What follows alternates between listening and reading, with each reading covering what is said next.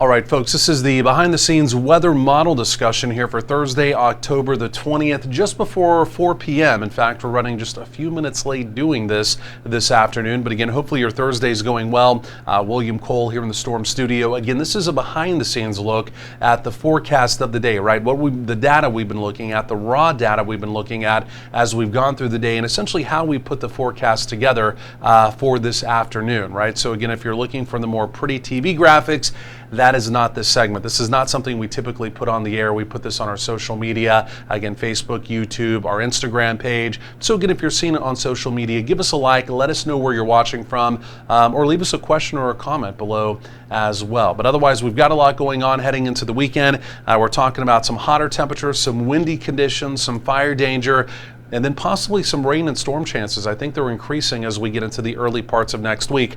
Again, we'll talk about that over the next few minutes. But first of all, let's go and take a look at this here. And first of all, we've got current temperatures here around the region, and I tell you what, it looks like fall out there, doesn't it? Of course, we were cooler yesterday, but today it's a fairly decent fall afternoon. Technically, our temperatures out there are above normal here in North Texas. 82 currently at DFW. That was my forecasted high, so we'll see if we kind of bounce to 83, but if not, we may have just nailed that one right on the head. We've got some 70s up in Oklahoma, up towards the Ozark Plateau, some lower 70s up there, so even just a little bit cooler.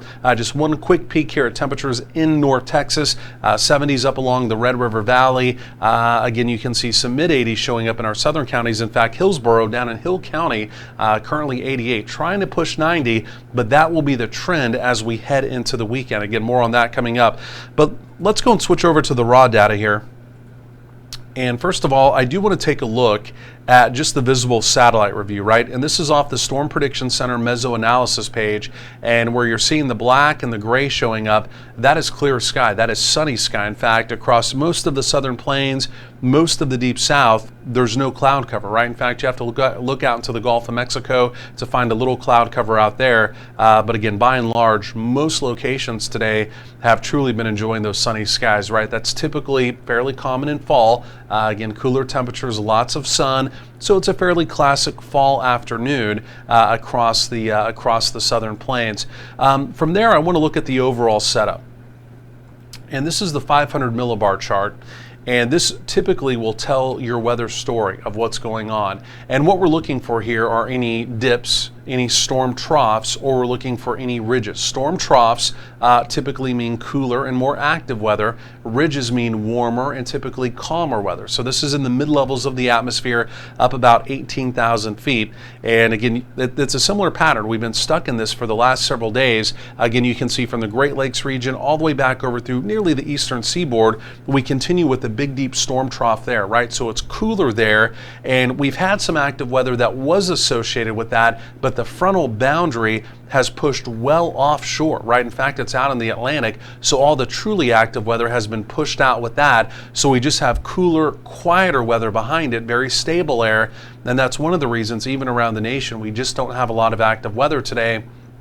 Again, it's just because we've got this fall-like air mass that's in play across the eastern tier of the U.S. Now, on the western tier, it's the exact opposite. We have a ridge in place out there, which again is milder weather, warmer weather, but it's also very calm weather. So again, most of the nation kind of bottled up with that.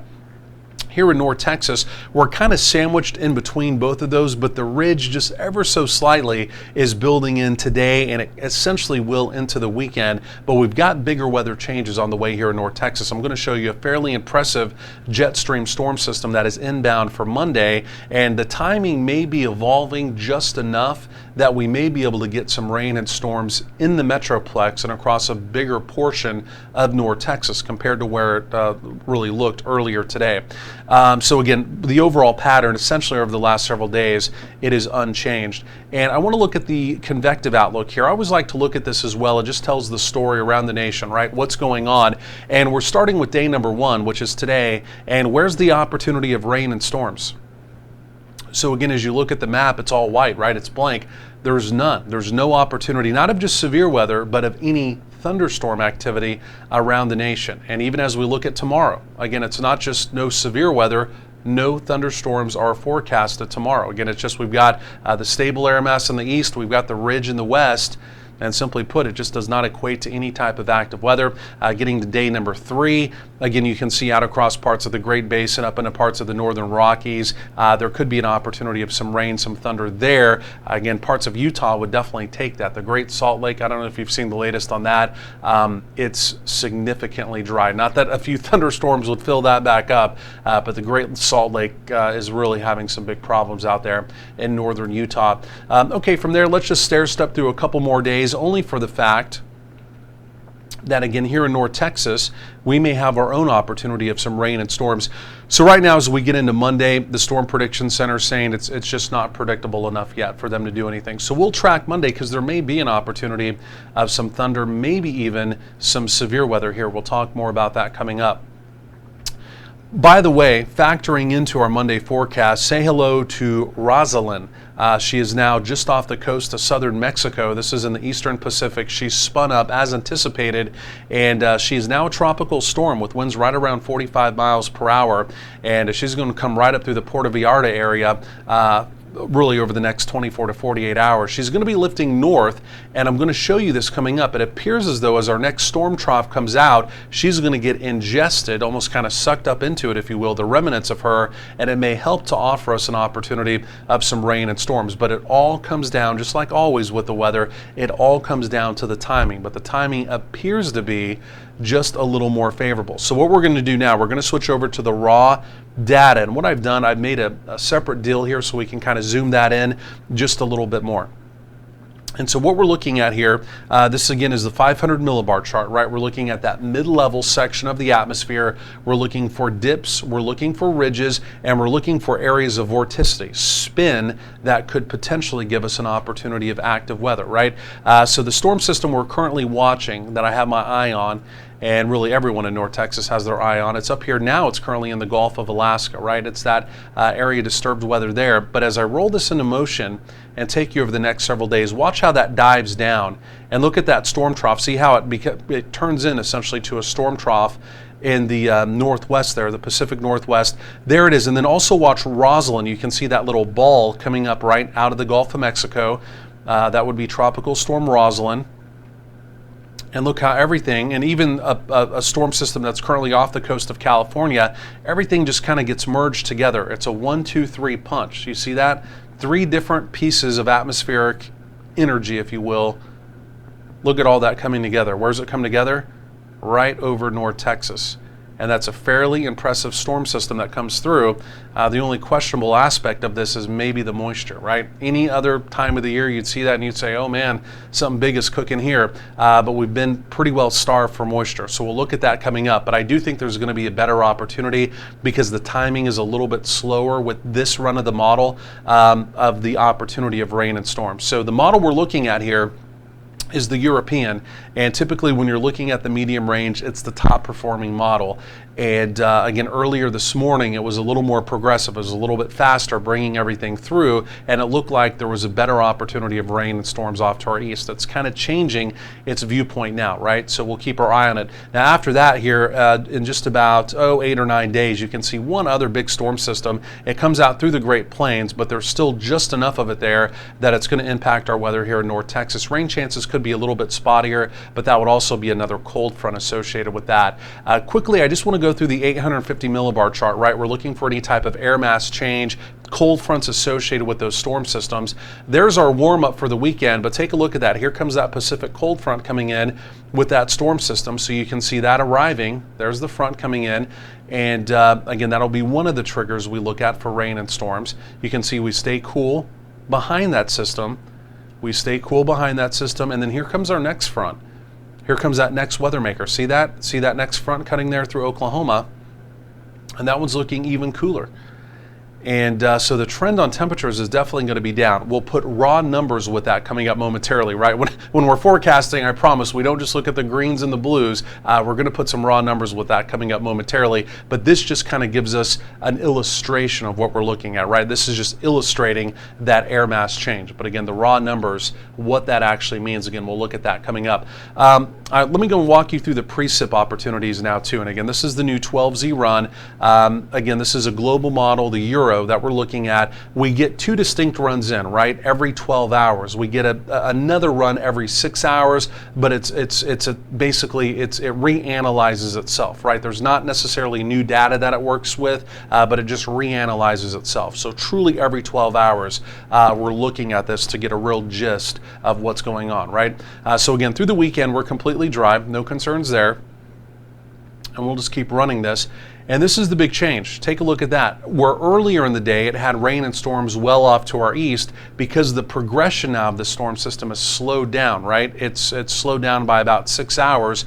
The opportunity of rain and storms developing near that front, well, it's now off to our northwest, and that activity then, as we go through Monday evening and Monday night, look at that. It moves right through North Texas, and there's still an opportunity even on Tuesday of some trailing showers moving through as well. So it looks to be a fairly active system, and even an opportunity potentially of some severe weather too. There's that next weather maker. That front, you can see that would be the following Friday. There's the front lighting up there as well. Looks a little bit spottier. Now on this upcoming Monday, I've upped my probability to a 50% opportunity. The following Friday, what we just looked at there, a 30% opportunity. So still not crazy rain probabilities, but we're definitely beginning to increase those. Let me look at the instability real quick here too, and just to kind of give us an idea as we get out to Monday. And you know, the one remarkable change here is there's not a lot of instability, right? The euro is mainly signaling rain. It's really not doing much in the way of instability whatsoever. The one thing, let's look at one more just quick little thing here. And this will be the actual jet stream, right? And obviously the hotter colors, the stronger the jet stream flow. And the jet stream, even though the storm system is strong, the vorticity is strong, the jet stream is weakening, but the jet stream is still in a favorable location. We still need to watch it. Even though this is not necessarily giving us a good signal of severe weather, the jet stream is favorable. We should be warm enough that we should, unless we just truly don't have the moisture there, we should be able to develop some instability. So I would say put an asterisk on this forecast for Monday. It's not impossible that we have some strong to potentially even severe weather in the area. So we want to keep our eye on it. And then there's that next weather maker with the following system. And truly the jet is going to be well to the north at that point. So both of those systems bear watching. Again, fall is our secondary severe weather season here in North Texas. So that's why we always like to keep our eye on that. Let me go and take a look at this real quick. I want to show you the wind, the high-res wind, because the story into the weekend, before I show you the actual temperature data, it is going to be the wind, right? And number one, tomorrow, and this is what we call the HRR model, the High Resolution Rapid Refresh, HRRR, so people call it the HRRR, most people call it just the HRR model. And this will take us out about 48 hours here, okay? And so as we look at this, this is just future wind gust. And again, you can see tomorrow, then even as we go through the weekend, the winds will be cranking up. And the one thing we need to be worried about is the fire danger. Now, the humidity will gradually also be increasing through the weekend. The one thing for fire danger, you obviously look at dry vegetation, which we have out there, you look at wind, but humidity is really the overriding component to almost all of that, right? You get more moisture around, your fire danger goes down. You have less moisture, a dry atmosphere, and your fire danger goes dramatically up if you have those other two criteria as well. So the humidity will be coming up some, but again, with the gusty wind around, all the dry vegetation, the fuel, so to speak, for potential fires, especially in our western counties, we will need to watch for fire danger. In fact, and you can see even the further we go through time, some of these wind gusts. I mean, this on Saturday, in the morning through the afternoon, has some wind gusts around 40 miles per hour. So we haven't talked about North Texas wind in quite some time. It's going to be windy as we go through the weekend. And again, the big fire danger concern, it's really going to be from the 35 corridor out to the west. So just another one of the storylines that we'll be watching as well. And in fact, let's just, because we're here, I hate to take too much time on this, but let's go and look at the humidity values. It's something we always have really already looked at here, but just to kind of illustrate what I'm talking about, and bear with me here. Let's just go and take a look at relative humidity values here as well. So we know we've got the wind, we've got the dry vegetation. I'll just speed this forward in time. So here we go. Here's the opportunity of the humidity mixing down, right?